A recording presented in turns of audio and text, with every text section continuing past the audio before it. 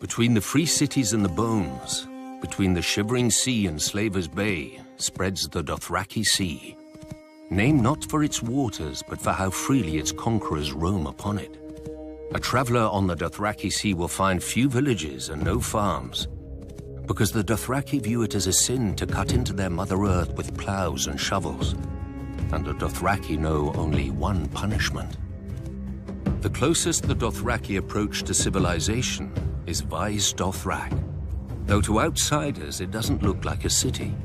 There are no walls, because the Dothraki believe only cowards hide behind them, instead of facing an enemy blade in hand. But the Dothraki couldn't do that here either. Within the bounds of the city, no one, not even the mightiest Khal, may carry a blade, by order of the priestesses of the Dosh Khaleen. Not that any enemy would be foolish enough to attack the sacred city of the Dothraki in the first place.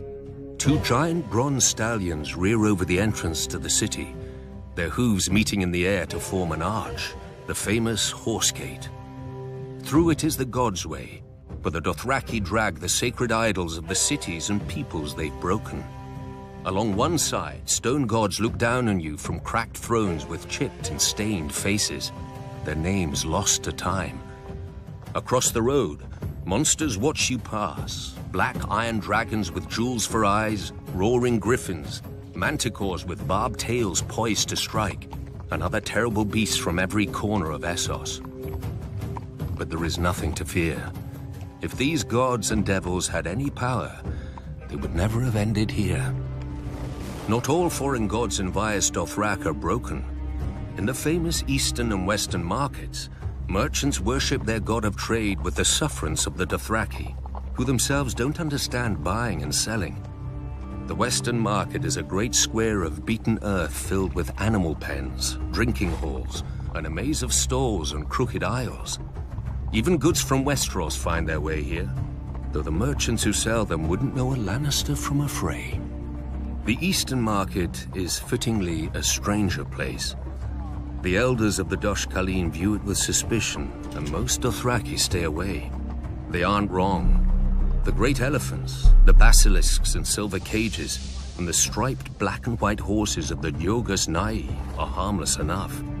But I can see how the elders wouldn't want their younger members to see the warrior maids of Hir Kun, who wear iron rings in their nipples and rubies in their cheeks, or listen to the Shadow Men, who cover their bodies with tattoos and hide their faces behind masks and whisper dark secrets for a price. This is all of Vaes Dothrak that foreigners ever know. For only Dothraki are permitted into the inner city, where the Dosh Khaleen live out their lives.